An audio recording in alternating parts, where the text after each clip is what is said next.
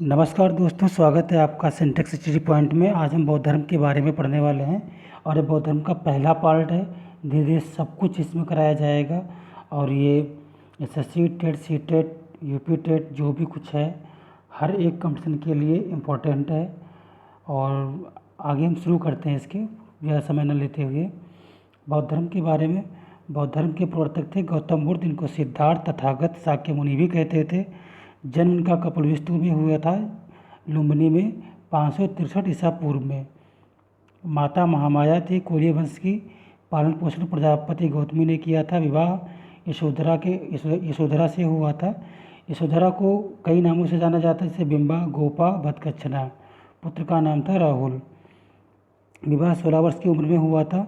29 उम्र की उम्र में गृह त्याग किया था और 35 वर्ष की उम्र में ज्ञान प्राप्त हुआ था। बैसाख पूर्णिमा का दिन था और बट वृक्ष के नीचे इनको ज्ञान प्राप्त हुआ था।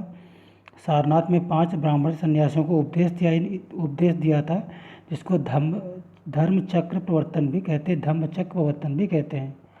धर्म चक्र प्रवर्तन हिंदी में कहते हैं और धम्म चक्र प्रवर्तन पाली भाषा में कहते हैं।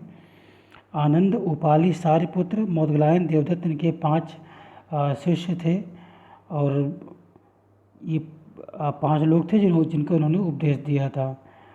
इसमें शायद देवदत्त गलत हो सकता है, थोड़ा सा इसको देख लीजिएगा आप। 88 वर्ष की उम्र में 483 ईसा पूर्व में महापरिनिर्वाण हुआ था। बौद्ध धर्म में जो गौतम बुद्ध थे, जो संस्थापक थे, इनके द्वारा कुछ दृश्य देखे गए थे जब ये अपने राजमहल से बाहर निकले थे कई, और ये दृश्य जो थे अलग अलग टाइम पे देखे गए थे इनके द्वारा। जो दृश्य इनके अगले संन्यास जीवन को गाइड करते हैं वो थे वृद्ध मनुष्य, बीमार मनुष्य, मृत मनुष्य, सन्यासी मनुष्य।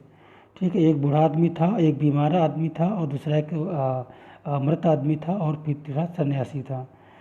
ठीक है, और गौतम बुद्ध के कुछ प्रतीक हैं, जैसे गृह त्याग है जिसको महाविनिष्क्रमण कहते हैं, इसका प्रतीक घोड़ा है। और ज्ञान, इनकी जो ज्ञान प्राप्त हुई थी उसको निर्वाण या निब्बान कहते हैं। और इसका जो प्रतीक है उससे वो है बोधि वृक्ष। प्रथम उपदेश जो दिया था उसको कहते धम्म चक्र प्रवर्तन। इसको चक्र का इसका प्रतीक है और ये सारनाथ में हुआ था, जिसको ईशपातन, ऋषपातन और मृगद्वय कहा जाता है। शरीर त्याग किया था इन्होंने, जिसको महापरिनिर्वाण या महापरिनिर्वाण कहा जाता है। और इसका जो प्रतीक है वह स्तूप। और इनका जो शरीर त्याग हुआ था वो था, स्थान का नाम था कुशीनार या कुशीनगर। जीवन की 3 घटनाएं इनकी इंपॉर्टेंट रखती हैं। इनका जन्म, निर्वाण, महापरिनिर्वाण एक ही दिन घटित हैं, जिसे बैसाख पूर्णिमा या बुद्ध पूर्णिमा कहते हैं। 3 रत्न थे इनके धर्म में, बुद्धम, धम्मम, संघम। शहर जहाँ गौतम बुद्ध गए थे वो थे वैशाली, राजगृह, बोधगया, सारनाथ, श्रावस्ती।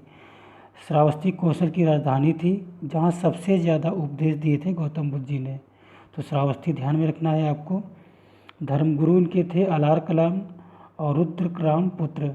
इनके शिष्य थे अश्वजीत, उपाली जिसने विनय पिटक लिखा था, मृगलना, सारिपुत्र जिसको शेरपुत्र भी कहते हैं, आनंद जिन्होंने शुद्ध पिटक लिखा था। और ये सबसे प्रिय थे गौतम बुद्ध के 4 आर्य सत्य, जिसे चत्वार आर्य सत्यान कहते हैं, आर्य सत्यान भी कहते हैं पाली भाषा में।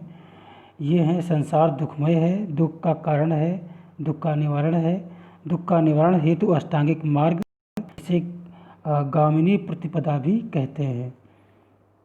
दुख का कारण क्या है? अविद्या, संस्कार, तृष्णा, जरा, मरण।